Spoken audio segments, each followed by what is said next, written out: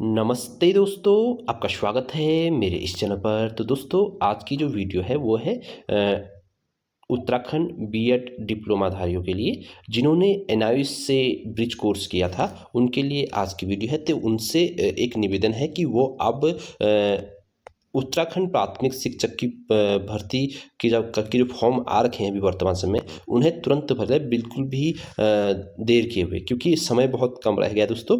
पहले मैं आपको प्रकरण बताता हूं, और उससे पहले मैं बता देता हूं कि इस वीडियो में मैं आपको सारी चीज़ें बताऊंगा कि सारे फॉर्मेट्स कौन कौन से हुए हैं और कौन कौन से यहाँ पर विज्ञप्ति संख्या क्या क्या है, कितने का टिकट लगना है, सारी जानकारी इस वीडियो में देने वाला हूं। क्योंकि पहली बार उनको मौका दिया जा रहा है, तो सारी चीज़ें इसमें बताऊंगा मैं। उससे पहले दोस्तों आपसे निवेदन है कि सभी अपडेट के लिए प्लीज़ चैनल को लाइक से सब्सक्राइब अवश्य कर देना। तो दोस्तों पहली बात यह है कि कल सुप्रीम कोर्ट, यानी कि कल मतलब कि 21 नवंबर को कल सुप्रीम कोर्ट ने जो भी एनआईओएस से बीएड से ब्रिज कोर्स जिन्होंने किया हुआ है, उन अभ्यर्थियों को सीधे सीधे फॉर्म भरने के लिए मौका दे दिया है। प्रकरण ये था कि दोस्तों पूरे, ये सिर्फ उत्तराखंड के ही याचिकर्ता नहीं है, पूरे देश के याचिकर्ता इसमें शामिल हैं, जिसमें कि अभी मैं आपको दिखाऊंगी नेक्स्ट डेट का, इसमें पैटिशनर कितने कितने हैं, सारी जानकारी मैं इस वीडियो में आपको दिखाऊंगा। लेकिन पहले, उससे पहले जो मेन चीज़ बताने जा रहा हूँ मैं, कि यहाँ पर याचिकर्ता सुप्रीम कोर्ट में गए थे। आपको याद होगा 2017 से 19 के बीच में जब एनआईओएस के थ्रू डीएलएड कराया गया था, तो उसी समय बीएड वालों को भी ब्रिज कोर्स कराया गया। आपको पता होगा दोस्तों, जो बीएड वाले थे उनको क्या कराया गया था, ब्रिज कोर्स में यहाँ पर कराया गया था, और उनको भी इसलिए ब्रिज कोर्स कराया गया था कि वो भी प्राथमिक जो स्कूल है उसमें पढ़ाने के योग्य बन पाए। तो याचिकाकर्ता का कहना था कि जब हमें ब्रिज कोर्स करा दिया गया है, हम प्राथमिक शिक्षा में कंटिन्यू पढ़ा रहे हैं, पहले पढ़ा रहे थे और हमें अयोग्य माना गया, और उसके बाद हमको फिर ब्रिज कोर्स कराया गया 6 महीने का, तो अब तो हम उसके मान्य हैं। तो इसलिए याचिकाकर्ता सुप्रीम कोर्ट में गए, और जिन्हें एक्सेप्ट कर लिया, फिलहाल एक्सेप्ट कर लिया है सुप्रीम कोर्ट ने कि हाँ, ये इनकी बात सही है। जब इन्होंने ब्रिज कोर्स कर लिया है, अब ये प्राथमिक शिक्षक में शिक्षक बनने के योग्य पूर्णतः हैं। तो ये बात को लेकर के सुप्रीम कोर्ट में जज ने बात मतलब समझ ली। तो उन्होंने कहा कि आप फिलहाल, जब याचिकाकर्ताओं ने कहा कि माय लॉर्ड्स कि अब तो जो डेट है बहुत नज़दीक है, कहीं 28 है, कहीं 29 है, तो हमें भर्ती में मौका दीजिए। तो उन्होंने जज ने इनको तुरंत मौका दे दिया और कहा कि आप फॉर्म भर लीजिए, और लेकिन आपका जो ये निर्णय रहेगा वो सब्जेक्ट टू आउटकम रहेगा। सब्जेक्ट टू आउटकम दोस्तों ये है कि जब तक कि फाइनल रिजल्ट नहीं आएगा, तब तक कि आपको फाइनली अंदर मतलब भर्ती में शामिल नहीं किया जाएगा। आपको सिर्फ अभी फॉर्म भरने के लिए दिया जाता है। तो ये बात रखते हुए सभी अभ्यर्थियों को फॉर्म भरने के लिए, जो भी बीएड से ब्रिज कोर्स इन्होंने किया है, वे अभ्यर्थी आप फॉर्म को भर सकते हैं।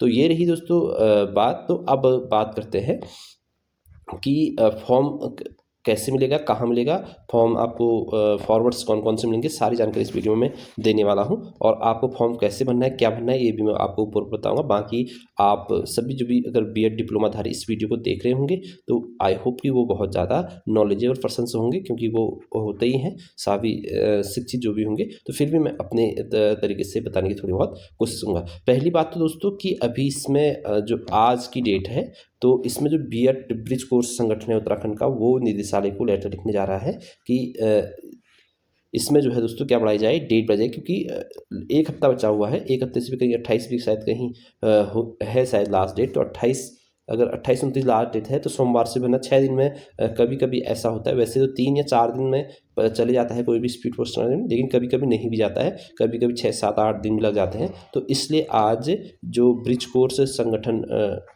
के लोग हैं, वो लोग आज निदेशालय के लिए लेटर लिख रहे हैं कि इसमें डेट बढ़ाई जाए, क्योंकि हमें भी सुप्रीम कोर्ट ने मौका दे दिया है। फिर बाकी अब वहाँ से क्या अपडेट रहती है वो मैं आपको बताऊंगा कि डेट बढ़ती है नहीं बढ़ती है। चांसेस हैं डेट बढ़ने के, 50-50 चांसेस हैं कि डेट बढ़ भी सकती है, क्योंकि वास्तव में अगर सुप्रीम कोर्ट का आदेश है तो फिर इन्हें डेट बढ़ानी पड़ेगी, क्योंकि 6 दिन के अंतर्गत कोई फॉर्म इतनी जल्दी भरने में पॉसिबिलिटी नहीं होती, इतनी जल्दी जल्दी सब कुछ हो जाए। तो दोस्तों ये है। बाकी बीएड वालों के लिए बहुत बड़ी खुशखबरी है, बहुत अच्छी ये है न्यूज़ कही जा सकते हैं सुप्रीम कोर्ट के माध्यम से। और अब मैं बताता हूँ आपको फॉर्मेट्स कहाँ मिलेंगे दोस्तों। आपको क्या करना है, नीचे आपको डिस्क्रिप्शन बॉक्स पर आपको एक टेलीग्राम लिंक मिल रहा होगा। टेलीग्राम लिंक पर आप क्या क्या मिल जाएगा दोस्तों, बताता हूँ तुम्हें। सभी जिलों के फॉर्म मिल जाएंगे, सभी जिलों के फॉर्म मिल जाएंगे, पहली बात। दूसरी बात, सभी जिलों की विज्ञप्ति संख्या मिल जाएगी, जो सबसे इंपॉर्टेंट होती है, जो आपको फॉर्म के आगे लगाने होते हैं। और सभी जिलों के आपको डाक टिकट कितने कितने रुपए के लगाने हैं वो मिल जाएंगे। और सभी जिलों के आपको लास्ट डेट कौन कौन से समझ जाएगी। अगर आपको चाहिए तो मैं लाइव दिखाता हूँ आपको, ऐसे रुकिए। ये देखिए दोस्तों, यहाँ पर प्राथमिक शिक्षक भर्ती विज्ञप्ति संख्या सभी जिलों की आपको मिल जाएगी। और आप ऊपर को स्क्रॉल करेंगे तो यहाँ पर आपको मिलेगा ऑल फॉर्मेट्स अपडेटेड, यानी कि सभी जिलों के आपको फॉर्मेट्स मिल जाएंगे। और आपको ऊपर करेंगे तो आपको रुद्रप्रयाग की विज्ञप्ति, मतलब जितने भी प्राथमिक शिक्षक भर्ती संबंधित जितने भी यहाँ पर अपडेट्स हैं सारे इस चैनल पर आपको मिल जाएंगे। आप यहाँ जाकर के तुरंत ले सकते हैं। और बाकी विज्ञप्ति संख्या भी इसी में आपको, सॉरी, डाक टिकट कितना लगाना है मैं आपको दिखा देता हूँ। ये देखिए, ये आपको मिल गया है, खोल देता हूँ इसको। ये देखिए दोस्तों, अल्मोड़ा में सब जगह लगभग, देखो 2 जगह तो 28 भी है लास्ट डेट। कहाँ कहाँ, चमोली और नैनीताल में 28, चमोली, नैनीताल और चंपावत में 28, और यूएस नगर में लास्ट डेट 28 है। बताओ इतनी जल्दी फॉर्म भरना थोड़ा सा इम्पॉसिबल जैसा है। तो टिकट कहाँ कितने रुपए के लगने हैं वो मैं आपको बताने जा रहा हूँ। फिलहाल आप देख लीजिए कि आप इस टेलीग्राम चैनल को तुरंत ज्वाइन करके आप ये सारी चीज़ें ले सकते हैं। अब मैं आपको बताता हूँ दोस्तों कि फॉर्म किस प्रकार से भरना है। आप थोड़ा थोड़ा ऊपर बताता हूँ। देखो, फॉर्म आप कोई भी एक भी यूज करके आप सब जगह भर सकते हैं, लेकिन अगर आपके पास फॉर्मेट्स हैं तो आप क्यों रिस्क लेने की 1% भी कोशिश कर रहे हैं। आप उन्हीं फॉर्मेट पर भेजिए जो फॉर्मेट यहाँ पर दिए गए। जैसे यहाँ ये अल्मोड़ा जिले का फॉर्म है, आगे आगे देखेंगे तो आपको या आपको बागेश्वर का फॉर्म मिलेगा, इस प्रकार से। तो दोस्तों पहले मैं आपको बताता हूँ, एक फॉर्म के बारे में बता देता हूँ तुरंत फटाफट से, फिर आगे की बात करते हैं। देखो दोस्तों, यहाँ पर एप्लीकेशन क्या लिखनी है, जो आप समझदार हैं वो आप आराम से, क्योंकि आपने फॉर्म भरे हुए ना दोस्तों, आपको मतलब जैसे कि अभी प्रथम डिप्लोमाधारी थी, उन्होंने पहली बार फॉर्म भरा होगा तो उनके लिए थोड़ा सा रहा होगा, लेकिन आप तो नए हैं ना, आप तो पुराने हैं, एक्सपीरियंसड हैं, तो आपको कोई दिक्कत नहीं है। कि आप अक्षर को लिखना है, पिता का नाम लिखना है, पति का नाम लिखना है, अंग्रेजी में यहाँ पर लिखना हुआ है। अगर पति है तो जन्मतिथि लिखनी है दोस्तों, अलग डिजिट में लिखनी है, शब्दों में भी लिखनी है। और गृह जनपद, जहाँ का गृह जनपद और नाम और पता लिखना है आपने। गृह जनपद मतलब कि जहाँ, ये नहीं कि आपने जहाँ से फॉर्म भरे हुए, नहीं, आप जहाँ रहते हो वो वाला यहाँ पर लिखना है, पता सही, थाना पे, पत्र व्यवहार का पता लिखना है। टेलीफोन नंबर तो होता नहीं आजकल, लेकिन मोबाइल नंबर आपको यहाँ पर करना है। यहाँ पर लिंग कोड डालना है, महिला है तो 1 डालना है इधर, और पुरुष से तो 2 लिखना है, ध्यान रखना। यहाँ पर आरक्षण आपके पास कोई है, अगर सामान्य जाति के तो 1 लिखना है, अनुसूचित जाति के 2 लिखना है, अनुसूचित जाति 3, जो भी आप हैं तो वो आपको यहाँ पर मेंशन करना है, 1 2 3। और यहाँ पर और कोई इस प्रकार का आरक्षण आपके पास है तो वो भी यहाँ पर आपको मेंशन करना है।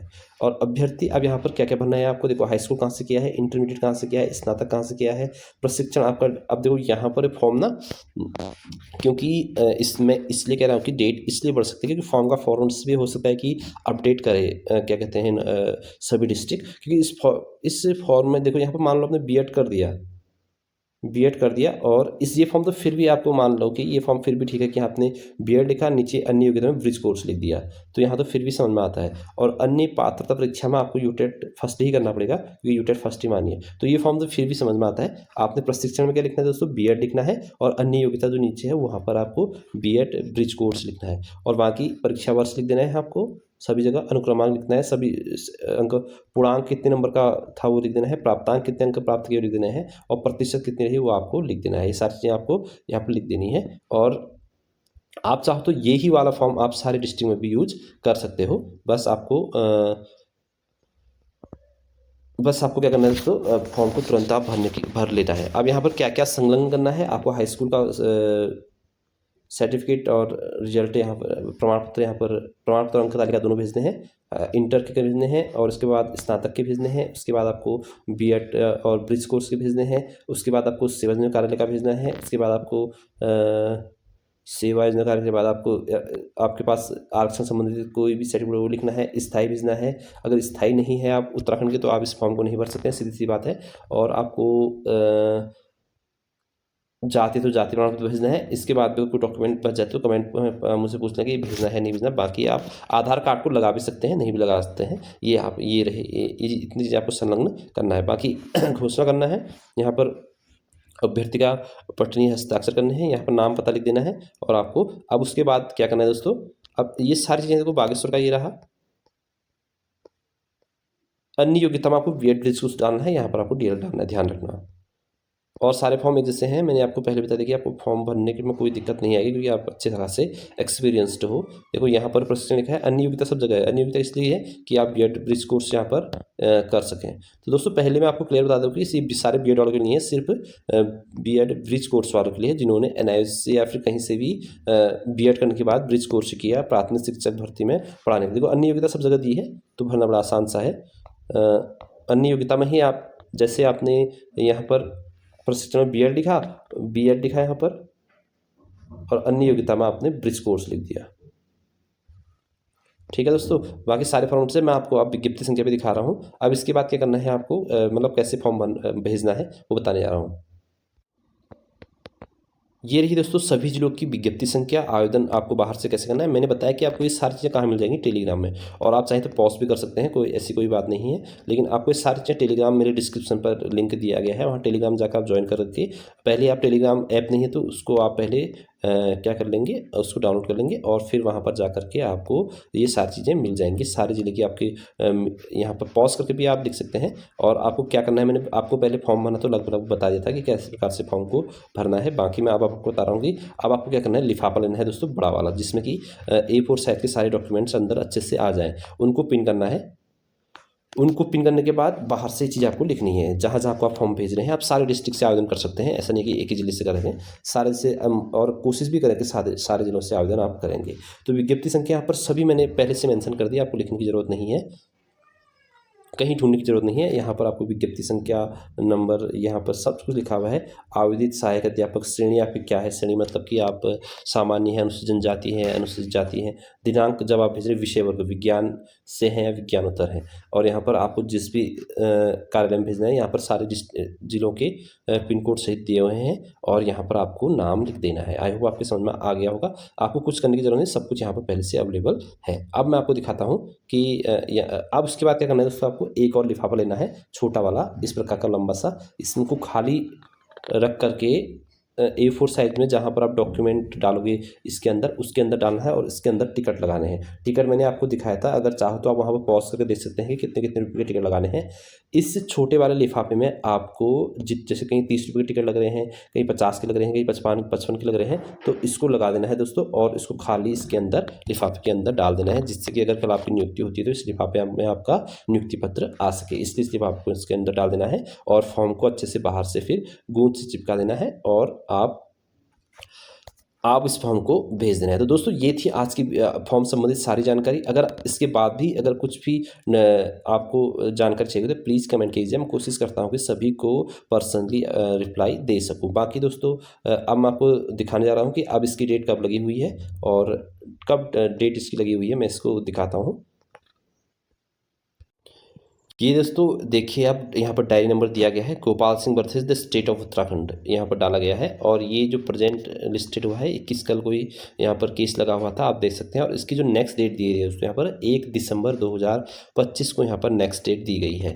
और पैटिशनर इसमें दोस्तों बहुत ही हैं, लगभग 300-400 तो अभी फिलहाल, क्योंकि ये हर राज्य चाहता है कि उनको मौका मिले, तो एक शामिल होकर के उत्तराखंड के, क्योंकि वर्तमान में भर्ती चल रही है, तो इसलिए इस बेस पर लगा दिया है। बाकी दोस्तों आप अब इस केस को डायरी नंबर से हमेशा चेक कर सकते हैं। आप सुप्रीम कोर्ट की वेबसाइट पर जाइए, वहाँ पर डायरी नंबर आएगा, आपको डायरी नंबर पर यहाँ पर 6244 को डालना है, और ईयर में 225 जाना, फिर कैप्चा डाल देना है आपको। उसके डाल आपको यहाँ पर पता चलता जाएगा कि कब इसकी हियरिंग डेट है। तो दोस्तों ये थी आज की वीडियो, थोड़ी सी लेंथी बन गई है, क्योंकि आपको जानकारी देना बहुत जरूरी था। फिर मिलेंगे दोस्तों एक नेक्स्ट वीडियो में, तब तक के लिए आपका धन्यवाद, शुक्रिया।